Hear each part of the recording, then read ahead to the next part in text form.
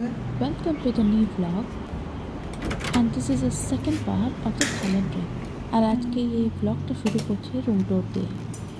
রুমের সাথে অ্যাটাচ ছিল এই ওয়াশরুম, যেখানে দেওয়া ছিল বিভিন্ন বেডিংয়ের essentials including hair dryer machine, hot water এবং কোল্ড ওয়াটার দুটোরই অ্যাভেলেবিলিটি ছিল। একটা মডারেট সাইজের রুম ছিল, যেখানে দেওয়া ছিল একটা king side bed with pillows. আর এই ভিউটা, যেটা রুম থেকে আমি আগেই মিনি ব্লগে শেয়ার করে দিয়েছিলাম, আর সি ফেসিং ভিউ। একটু রেস্ট নিতে না নিতে সন্ধ্যা নেমে পড়ল। এই অপূর্ব দৃশ্য অনুভব করার জন্য ড্রেস আপ হয়ে চলে গেলাম রুফটপে, হালকা স্ন্যাক্স আর সফট মিউজিকের সাথে বাইরের দৃশ্যটা এনজয় করার জন্য।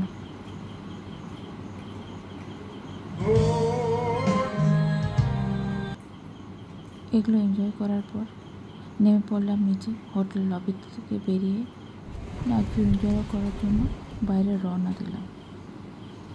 এই সিটির সবচেয়ে বেশি ভালো লেগেছিল যেটা হচ্ছে নিট অ্যান্ড টাইডিনেস।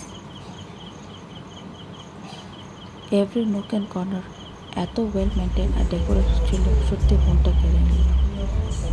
বাইরে বেরোতে এই লাল লাল গাড়ি যেগুলো দেখতে পাচ্ছেন, সেগুলো ছিল টুকটুক। টুকটুক হচ্ছে এক ধরনের ভেহিকল যেটার মাধ্যমে লোকজন যাতায়াত করছিল।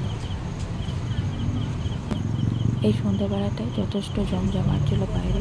ফ্রুটস শপ, স্ন্যাক্সের বিভিন্ন শপ আর ইত্যাদি ইত্যাদি অনেক ধরনের শপ ছিল। হাঁটতে হাঁটতেই পৌঁছে গেলাম ইন্ডিয়ান রেস্টুরেন্টে, যেখানে আমাদের ডিনারটা সেরে ফেললাম। এখানকার খাবার সত্যি খুবই ভালো ছিল, যেগুলো খেয়ে আমাদের মন ভরে গেছিল। আর এই বাইরের দেশে ইন্ডিয়ান খাবার অনুভূতিটাই আলাদা। এইসব খাবার খেয়ে রওনা দিলাম আমাদের হোটেলের দিকে।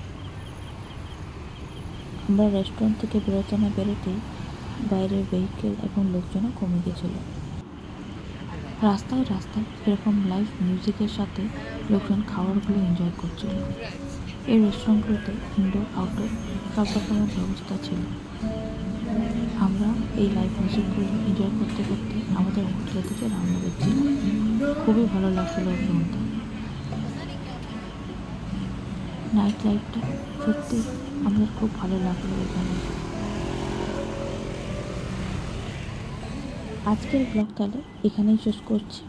আবার আসবো একটা নতুন ইন্টারেস্টিং ব্লগ নিয়ে তোমাদের সাথে। Till then, bye by.